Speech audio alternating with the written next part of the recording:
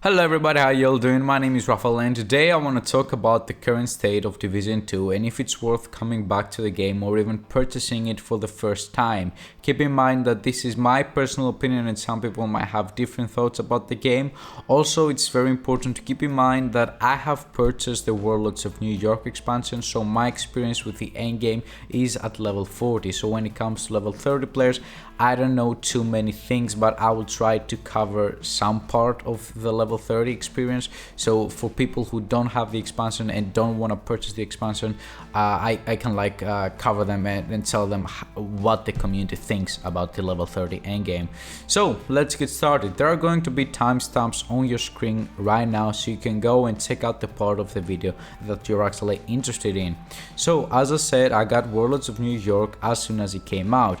Now that's important because if you don't own the expansion, you will miss out on a couple of things. First of all, you will be stuck at max level 30 compared to the expansion owners who will be level 40, which means that your items will have gear score. You're still able to enjoy everything this game has to offer except the New York map and missions that are locked behind the New York map, but to be honest, that's not such a huge thing to miss out.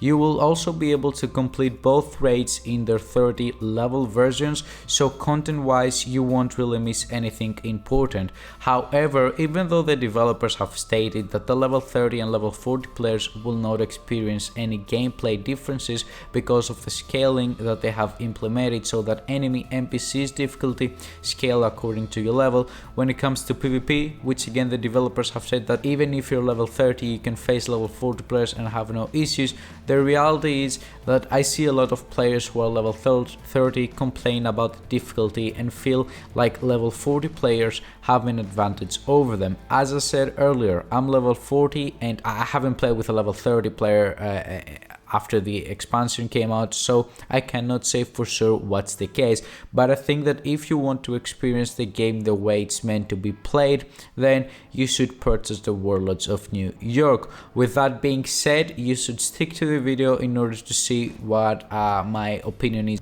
when it comes to the level 40 endgame, right? Because having Warlords of New York and being level 40 doesn't mean that the game is great and it's something that you should play. So you will see what I mean later on in the video. So that's enough of level 30. Let's talk about the endgame of level 40 players and if it's worth coming back or even purchasing the game at this point. I'm going to be honest here and tell you that when Warlords of New York came out, the game was in a very bad state. Armor meant nothing and still means nothing. The enemy NPCs used to hit way too hard, making it impossible to survive more than 3 or 4 shots, and at the same time they were tanky as hell. However, 4 months later, the NPCs feel more balanced and you can actually play with a lot of different build styles. Back then, everyone was running the same build, which would be a full damage build.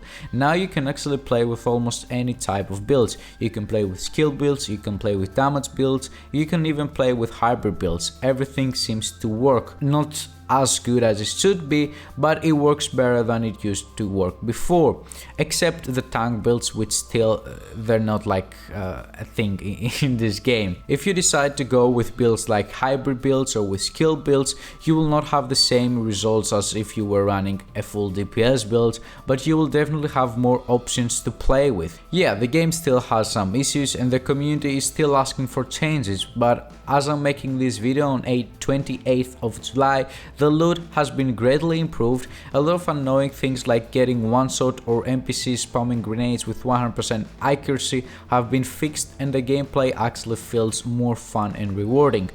Most of the times. But, and this is a huge but, the game lacks of endgame's activities. If you're like me and like the majority of the player base, that means that you actually enjoy playing solo and that the raids are not something you will look forward to. Also the fact that a lot of clans are looking only for players who have already completed the raid and have experience with the raid, and that there is no matchmaking for the raids makes it even harder for solo players to complete the raid.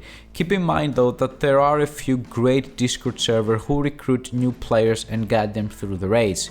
With that being said, there is nothing else for you to do in the endgame. The only other option you have is to visit the dark zones, which have nothing to do with how the dark zone in Division 1 used to be.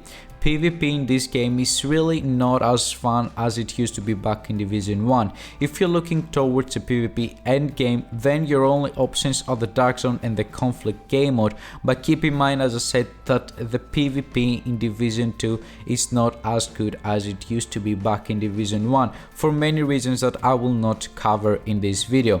If you prefer PvE content, then you don't have any options really. You will have to replay the same missions again and again, and you will have to capture the same control points all day long. There is no PvE game mode for the end game at the moment, and that's the main reason you see a lot of players leaving the game or just not playing as much as they used to, including myself. Even though I enjoy the game and I really like the Division franchise, there is nothing for me to do at the moment. The developers have announced that they're working on a new game mode called Skyscraper, and from what we know at the moment, it will be a PvE activity where you have to clear each floor of a skyscraper in order to reach the top, and it sure sounds like a lot of fun. With that being said, it's important to know that this game mode will not be coming anytime soon though. We don't even know if it will make it before 2021, and the fact that in the previous, I think like a couple of weeks ago, Ubisoft hosted an event where they showed gameplays of their upcoming titles.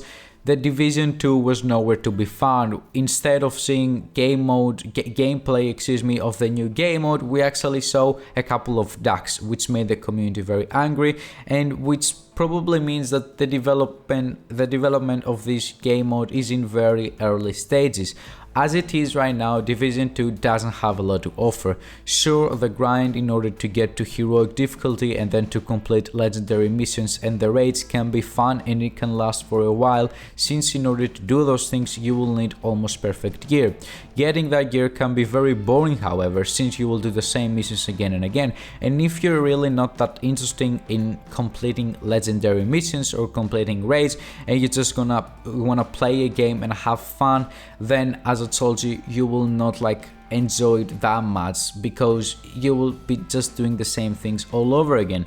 My personal opinion is that if you're looking for a game to play for a few hours every week and not take seriously, then Division 2 will be an okay option. But if you're looking for a game to invest a lot of hours, then I would not recommend it. Not because I don't like the game, but because the game at the moment doesn't have a lot of things to offer, as I said earlier, especially to solo players. Even though the game has improved on a lot of areas, I think that the improvement came too late. Hopefully in the future I will be able to make another video just like this one and say that the game is actually worth coming back and worth investing your time. But for the moment I can't really say that. If you already have the game, then I would suggest you to try it out for yourself, because at the end of the day this is just my opinion and you might end up having a great time playing it. If you don't have the game and you're thinking about purchasing, then I would suggest you to be very careful with what you will decide. Make a better research, read a couple of Reddit posts, maybe watch a couple of more YouTube videos from other people telling their opinion about the game at the moment, and see if it's worth actually purchasing. If I was in your position and I was thinking about purchasing the game, I wouldn't do it. Anyways guys, that was it pretty much. I hope that you found the video helpful. If you did, please make sure to drop a like and to subscribe for more content. Thank you for watching today's video. Have a wonderful day. Bye bye.